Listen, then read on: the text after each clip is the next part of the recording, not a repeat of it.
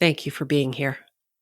I acknowledge that the city of Hamilton, where I record this podcast, is situated upon the traditional First Nations territories of the Erie, Huron-Wendat, Haudenosaunee, Mississaugas, and the Chonadon of the so-called Neutral Tribes. Hamilton is also directly adjacent to the Haldimand Treaty Territory. This land is covered by the Dish with One Spoon Wampum Belt Covenant, which extends between Montreal and Fort Erie. It was an agreement between the Haudenosaunee and the Anishinaabe. That wampum uses the symbolism of a dish to represent the territory and one spoon to represent the people that are to share the resources of the land and only take what they need. Hamilton is home to many Indigenous peoples from across Turtle Island, and this land acknowledgement is a small gesture to recognize the rich history of this land, and so that I can better understand my role as a settler, as well as neighbor, partner, and caretaker. I stand in solidarity with all those that fight for justice on behalf of the murdered and missing Indigenous women, girls, LGBTQ+, and two-spirited people. I grieve the generational trauma created by the residential school system and the 60s scoop. I grieve the children and childhoods lost through ignorance and racism. Miigwech. Thank you. Welcome to the arena, where sometimes the hardest part is showing up. My name is Linda McLaughlin. Thank you for being here. I am so pleased to share Season 4 of my podcast with you. Once again, my guests are drawn from many backgrounds and circumstances that propel their inspiring stories of courage. First up this season is John Ruffalo. Before we got to the formal part of the interview, we did a little catching up. In September 2020, John had a catastrophic cycling accident, so we were catching up on his recovery and rehab.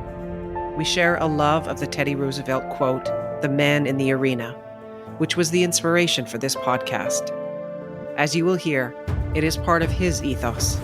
He speaks his mind about health, wealth, sustainability, and legacy. Thank you for listening. This is episode 41. Thank you so much for agreeing to have this conversation with me, John. I appreciate you carving out the time. To say that you're highly in demand would be an understatement. Everybody's trying to get in your calendar, I'm sure. But I really appreciate you being willing to share your story and to chat with me today. Great. Thank you very much. How long are you still doing rehab every day? Is it like 3 or 4 hours still, or? Yeah. Wow. It'll be like that for, my guess is for sure the first 2 years. And then after that, there's a lot of debate of, do you actually see functional improvement? Does it really do anything for you? Frankly, no one knows. So my view is do as much as you can, as fast as you can. And it's not going to hurt me. It might be a little bit waste of my time. And that's the only thing. But right. I progress still. I'd say it's measured not in days, but measured in weeks. Every week, there's a performance improvement. Right. You're a very goal-oriented person, so I have to think that they're giving you some milestones to look toward. I'm walking now. You're walking? Yeah. Yeah. Did I tell you that? No. I'm walking. Oh, yeah. So I have a walker. I'm assisted walking, but yeah, my cycling outside is up to 15 kilometers now. And you're cycling? Uh-huh. Well, I could... Yeah. And you can't see what's on my phone if I show you that to you there, could you? Well, I guess you could kind of see. Yeah, I can see. Yeah. Okay, hold on. I don't know if you can't see. Strong, man. 10K. Finish strong. Go. Can you see that? Yeah. My legs can power. Yeah. Isn't that amazing? I'm a paralyzed guy. I hit 25 kilometers an hour on that one there. So that was August 21st, almost a month ago, and my power has gotten up since then. But it's been in the last month. But now this is 2 months ago. That's me walking in my walker. There you go. See there? Wow. Yeah, 10 months after my injury. give me one more year and I should walk with walking poles. Right. And then I have mobility. Now, is that my end goal? No. Like, I would like to be back fully. That's a recumbent bike. I like to be back on my normal bike, and I was never a marathoner, but I like to be able to jog or move quickly without aids. The one thing, at least from a mobility perspective, that is a question mark for me is my below the knees have not turned on from a mobility perspective. Okay. That's the biggest question mark. So why is that relevant? What you couldn't see on my bike is that I wear these braces Right. below my knee to keep my foot from not flopping. Like, I would like to remove the damn braces. And if I move the braces, I'm walking. Now it's more rehab, but I'm walking already. The likelihood of me walking is high in a year. It's walking unaided. Is it possible? It's possible. It's not probable. But in 2 years, it's possible that I'm walking unaided fully in 2 years, provided that my nerve fibers regrow again. Yeah, this is what 20 to 30 hours of rehab every fucking week gets you. That's right. Oh my God. Yeah. And what you don't see, and the reason why is that it's not like a super miracle, maybe, but I don't think so. It's because for 99% of the people, it's difficult to have the financial resources to do so. In Canada, it's bullshit in Canada in that the acute care is very good, but rehab, there is really no government paid rehab. I could afford it because I continue to work. Most don't. That's the problem. So no one really knows, does rehab really work to get you to walking? There's not enough examples, but what I've been told is your path is probably 99% rehab and maybe 1% stem cells, maybe. But even the stem cell side, no one really knows about that.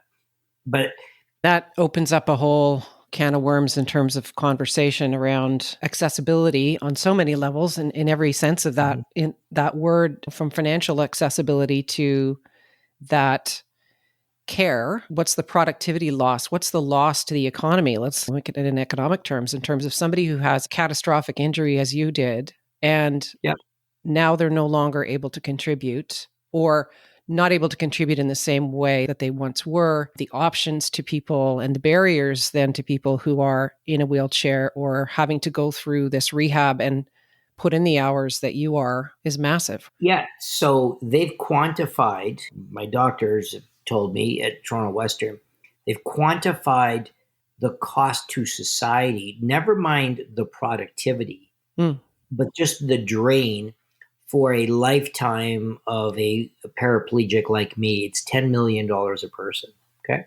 Oof. So what Canada has decided, and it's complex, but it is better to get you out within 3 months when, look, like, really, I should have been in the hospital for a year.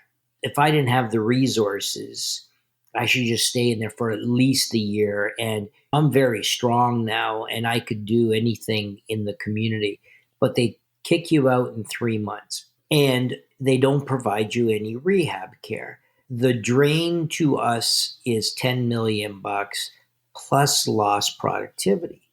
And they don't factor that in because they really don't have someone of my income earning capacity that typically has this situation. The most common spinal cord injuries are diving accidents, motorcycle, that sort of stuff. It's actually a lower income situation for the most part. And so no one cares. And so here is the problem. And it's not just for spinal cord injury, it's for a lot of things in society. Wealth brings you health. That's a very interesting debate. So you could try to fool yourself and say it doesn't happen. But I was stunned that the wealthy might be able to rehab themselves as opposed to the poor. How fair is that? Just not right.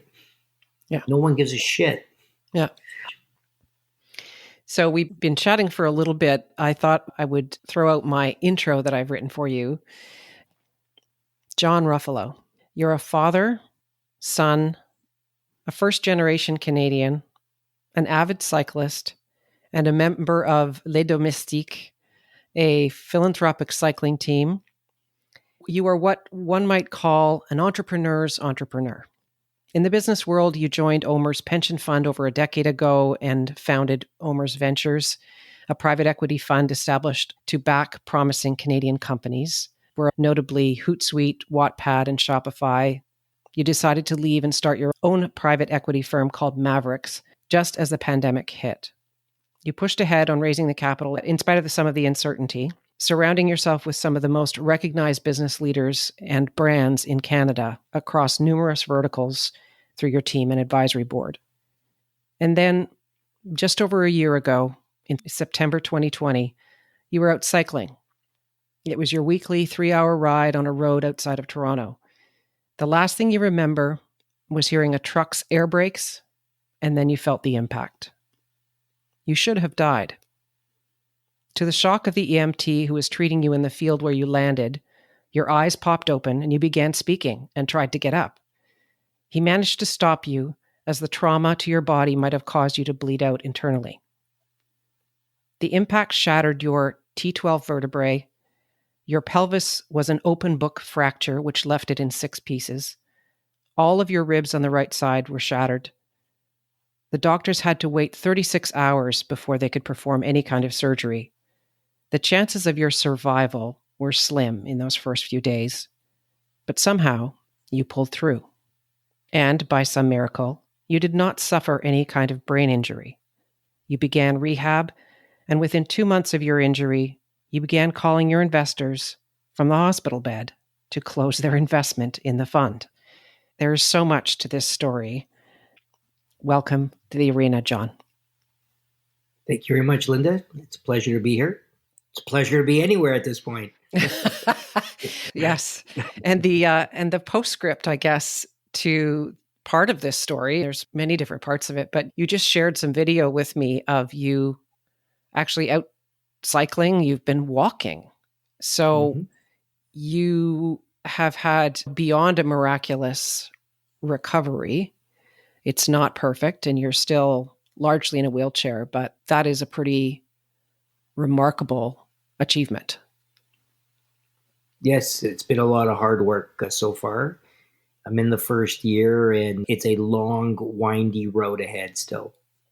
Anybody who looks at the Canadian business landscape, you are what we might call a titan in the Canadian space, and you've done so much to work at building the Canadian private equity space. And now with this new fund, what was your hope in setting this up? What did you see was missing from the current landscape? Sure. When I joined OMERS to build OMERS Ventures, I had a 3-part plan that I expected would take around 10 years. Mm-hmm. And to overly simplify it, if you were to segregate companies through their growth stages and using revenues as your proxy, making it very simple, getting them from 0 revenues to $10 million was one phase. Getting them from $10 million to $100 million was another phase. And then the final phase was getting them from $100 million to $1 billion plus.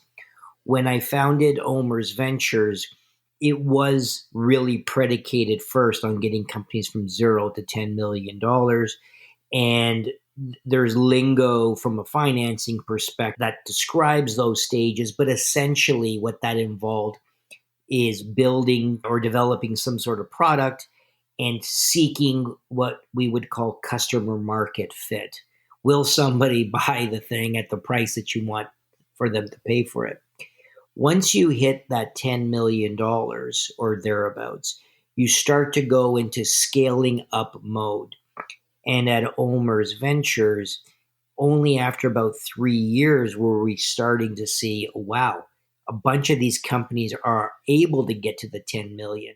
Where the blockage was, how do you really scale them up? Really through sales and marketing, brand distribution partnerships, you name it.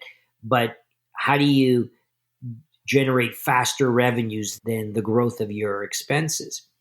And really, through my entire time at OMERS, I really focused in on those two areas and started to get companies that were hitting the $100 million.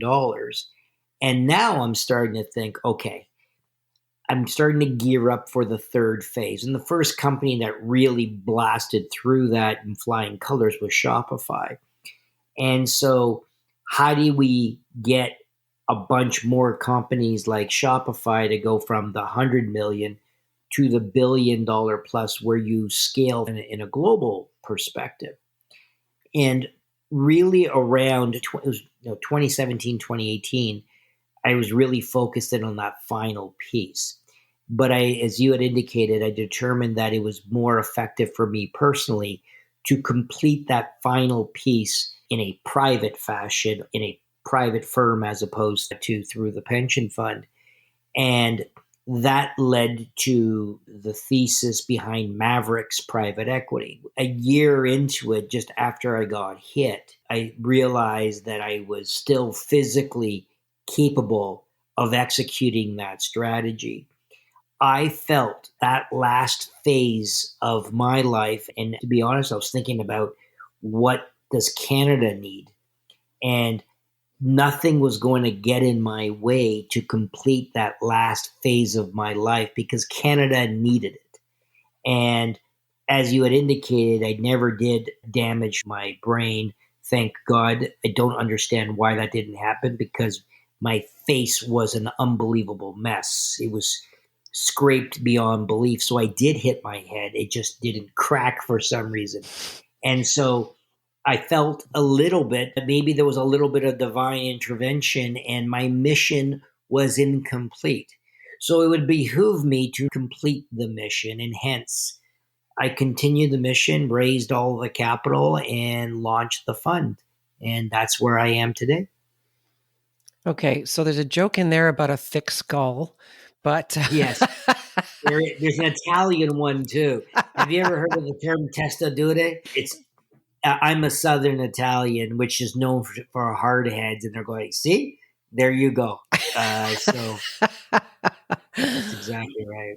So you're the son of an Italian immigrant who Yes. came to the country with $10 in his Nothing. pocket at 17 years old. Yeah, nothing. So it's a bit of a classic Canadian immigrant story. But take me back to your childhood. What was dinner conversation like in your household? How did that set you on the path that you're on now? I grew up in a classic blue collar immigrant family in an area of Toronto, which I think it gets denigrated more than it deserves, but it's the Jane and Shepherd, Jane and Finch area. That is the area where I grew up right up until my university years. I went to school, all of my school within a kilometer of the area, and I worked there. And I worked right on the corner of Jane and Finch, right in the middle of the perceived war zone. But it wasn't like that at all. And my family worked paycheck to paycheck. I didn't know that because I felt that we got everything that I ever wanted. But when I look back, a lot of the things that my family did for financial survival reasons is now viewed upon as the envy of other cultures. We grew all our own vegetables. We smoked all of our meats. We made all of our own wine, all of our tomato sauces, etc. It's unbelievable. And now you pay massively high prices for that. But we did it, or my parents did it, in order to feed us. And growing up, I felt a desire to be viewed as a normal Canadian white individual and did everything in my power to shed my immigrant roots. And what I didn't realize at the time is that it did make you tough as nails and resilient because you had to be. And nothing was given to you. You fought for everything. Little did I know that really formed the foundation of who I was, not because I wanted to, but it was foisted upon me by circumstance. And I didn't quite realize who I was until I graduated from university and I went downtown. And although I am Caucasian and look white, I, for the first time in my life, realized, oh my God, I am not white. There is a real white population in Toronto. And boy, I'm not part of that. Already now, your defenses go up.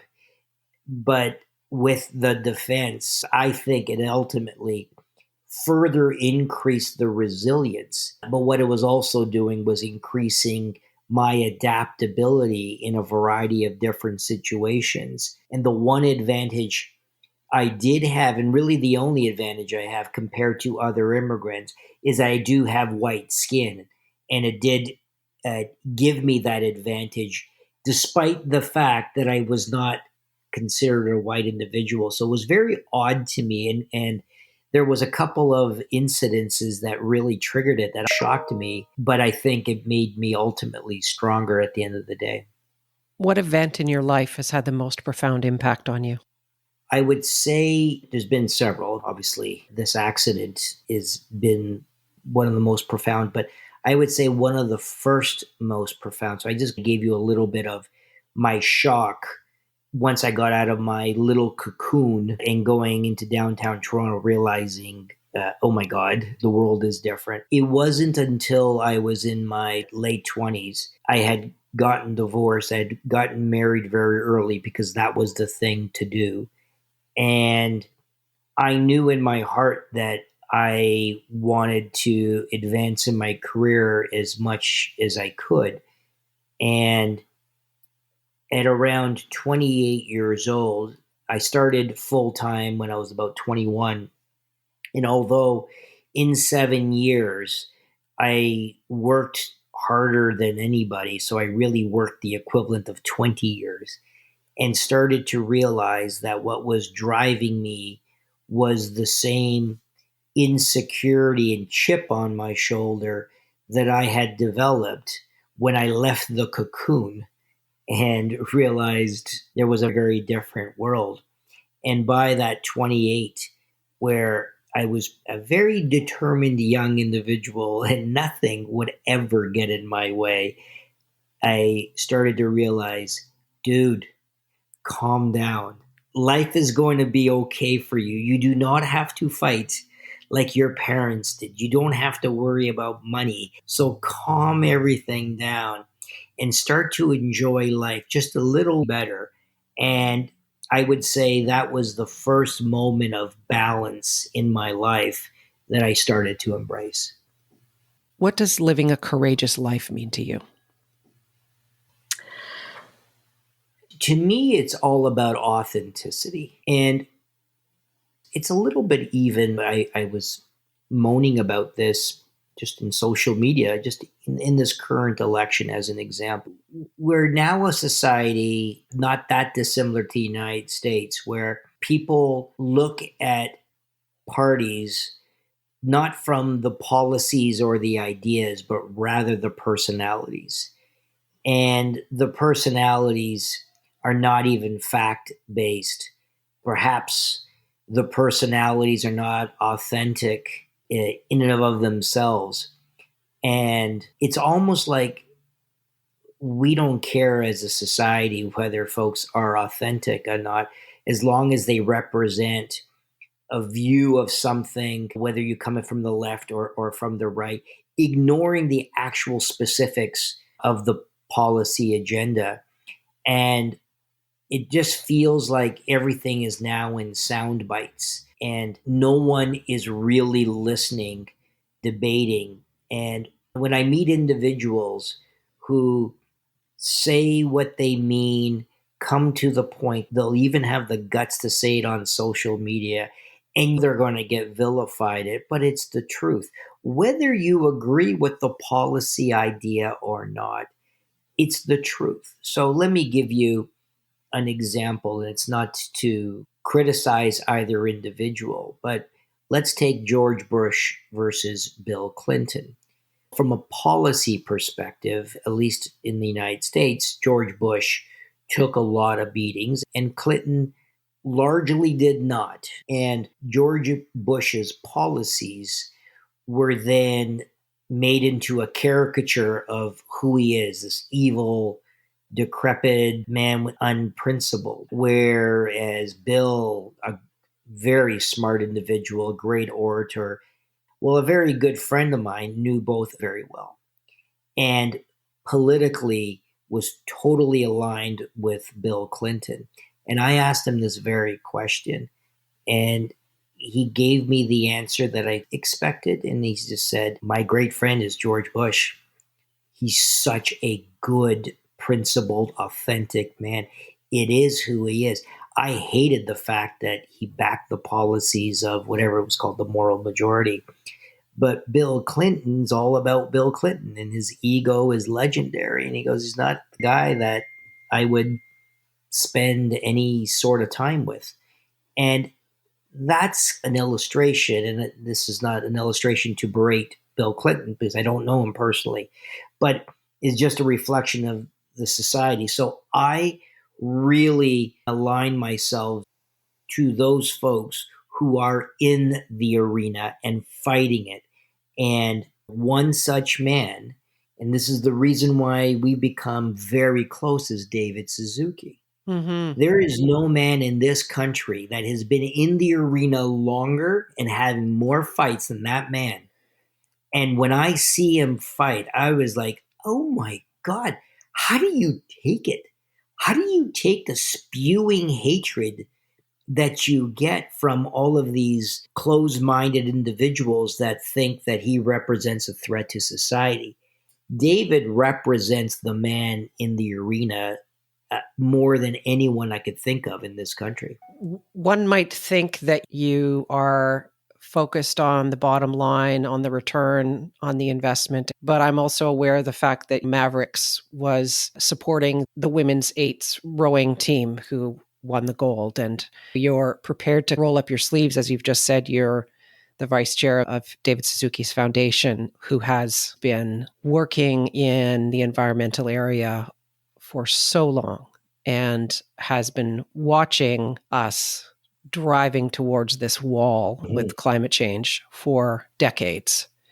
Yes. And trying to warn us against what ultimately happened in BC, never mind elsewhere in the world, what happened in BC this summer, where more people died in BC this summer from that heat wave than they had from COVID.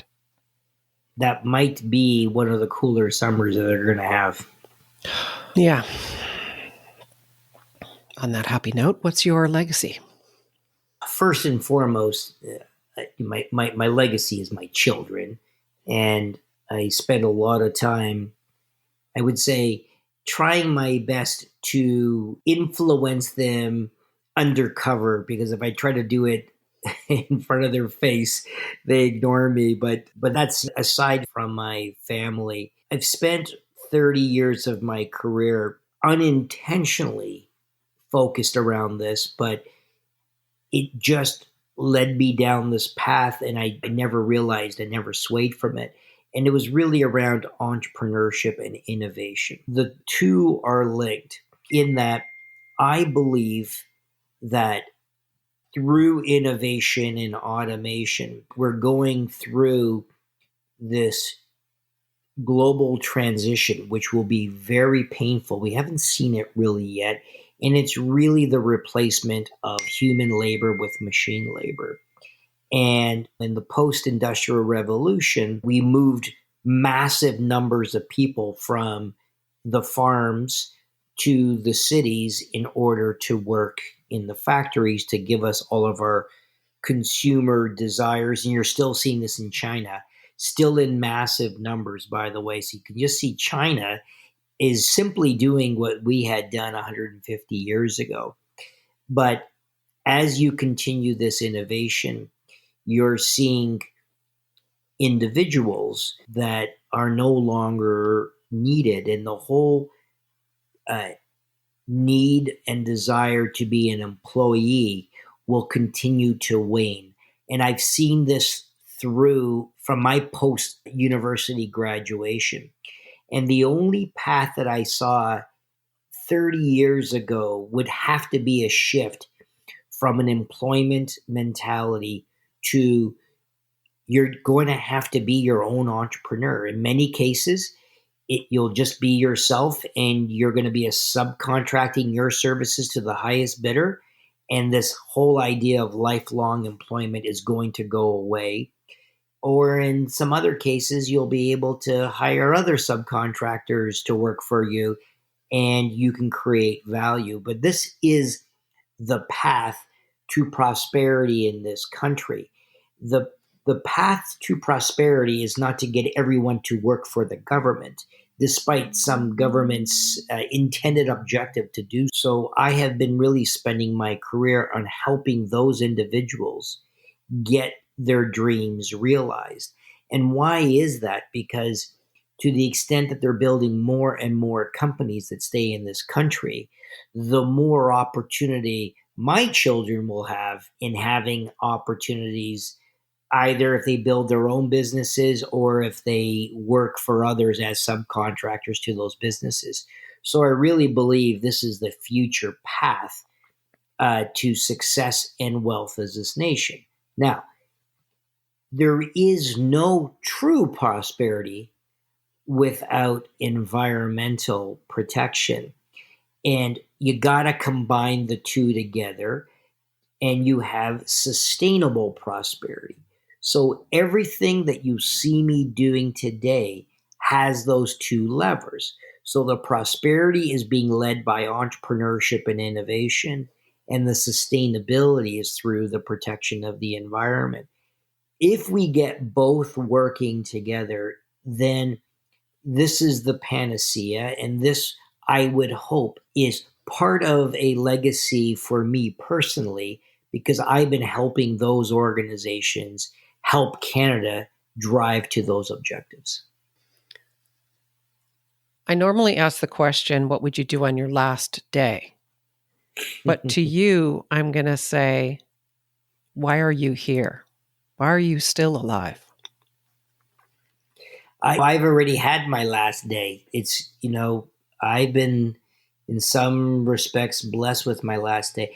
So what have I really been focused in on is really just two things. As regards to my family, I always felt I was invincible, by the way. Now, I've always taken care of my family, but now I feel like I'm really taking care of them for their future. For my children, I think that I've been serving their immediate needs up until now. And ever since the accident, I've been really focused more on shaping who they might become, far more directly than I have. And I would say more so on their future careers. My kids are still in their teens, so they got a long way to go. But I've been spending a lot of time on that, so that if I'm not here, being able to shape that so that when I'm not here anymore, they can do that on their own. And so I'd say that has been my number one focus. And my number two focus is building this firm and getting the thinking about changing the world in the manner I just described, and being a capital provider in order to ignite that, and even setting up the firm in a manner that is designed for succession.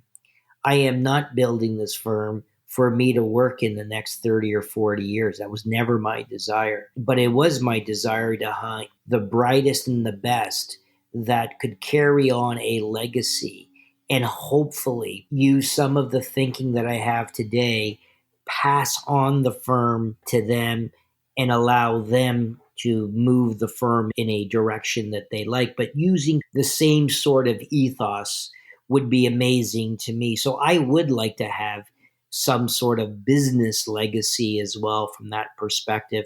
And that is what I will be focused in on over the next 2 years. Of course, building the firm to make money for my investors, that goes without saying. You better do that or you're going to be out of business. But there's so many things that you could invest in. And if you can invest in multiple things with a multiple return profiles, but one of them can just change the world for the better, well, why wouldn't you do that every single time? A quick note for listeners at this point. John mentions ESG, which refers to environmental, social, and governance criteria.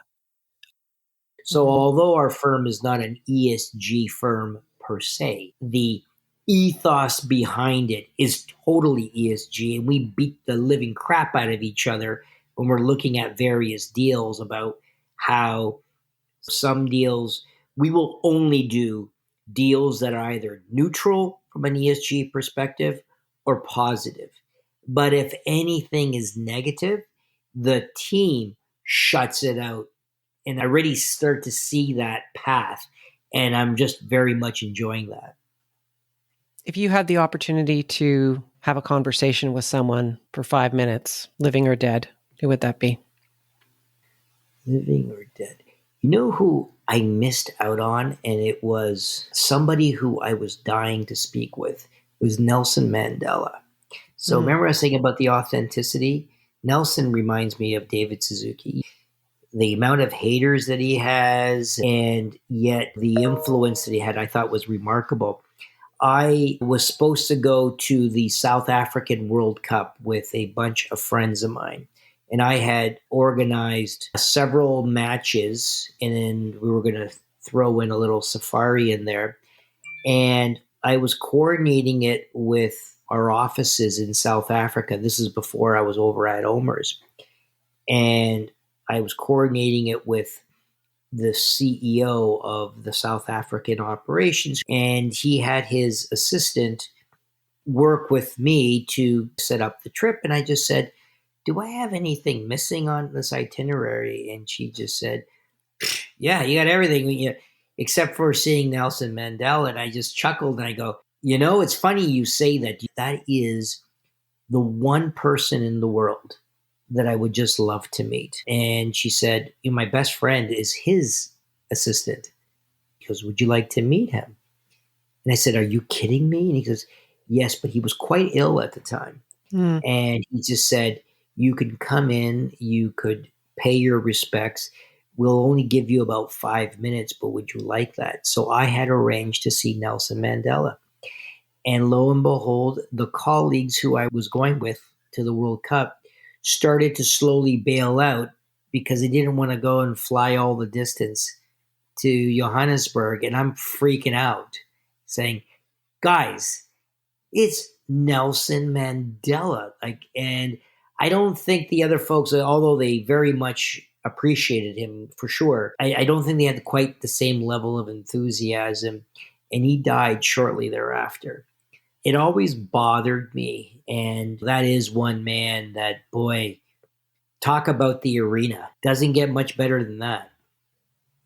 Is there anything else you want to share before we wrap up? No, you asked me some very good, provocative questions. You're an interesting interviewer. You know that? You're not the normal interviewer. Most interviewers are quite linear in the questions that they ask me. So I'm quite used to it. Yours, I think almost every one, you made me pause and reflect, but I just never answered those questions before. So kudos to you. Thank you. This has been my COVID project to give back to the world and try and create a little hope. Good for you. Dark times. So. Yeah. And I think you had mentioned to me, if I recall, that you've gone through some struggles in addition to COVID. In 2018, basically, I blew up my life. I was part of a privately owned company and had been with them for 11 years and was massively grateful. But I had gotten to the point where it was time for me to leave the business, but it was also, I had run into some issues, alcohol. In fact, I want to develop another podcast about our obsession with alcohol. Canada's number one in terms of increase in consumption during COVID. We have a $3.4 billion deficit between healthcare and the tax dollars that Wow. Yeah. I didn't know that. Yeah, alcohol is big in Canada. Well, I think we're number 5 in the world in terms of alcohol consumption. But it's one of those things where it's become so insidious, very much like smoking. I remember the days when you walk in anybody's office and they have this like heaping ashtray, and it was just normal, and people would have a drink at their desk at 4:00. And alcohol has continued to have that hold on us, where cigarettes is gradually got pushed out. But you kind of can't go out socially without people going, come on, have a drink. No, come on, really, seriously. No, I'll get you something. Yeah. And it's, so anyway, the podcast that I want to do is less about living a sober lifestyle, which is, there's a lot of those kind of messages. Yeah. It's it's a very interesting topic. Let me know when you do that. I'd love to hear it. Thank you. Thank you very much. I wish John well on the long road of recovery. If anyone can get back on his bike, it'll be him. Thank you for listening. Please follow or subscribe to this podcast. And if you feel someone else might benefit from listening to this episode, please share it. Leave a rating or review wherever you listen to your podcasts. And if you want to support my efforts in creating this podcast, become a member of The Arena. Go to my website, thearena-podcast.com, and click on the support button. Your listening and support is so greatly appreciated. I look forward to sharing my next guest story. It's about a woman who has had the most remarkable life. As a whitewater river guide, a healer, an author, PhD, and living with the most painful legacy of being the daughter of one of the engineers responsible for building the hydrogen bombs dropped on Hiroshima and Nagasaki. Don't miss it. Until next time, my name is Linda McLaughlin in The Arena.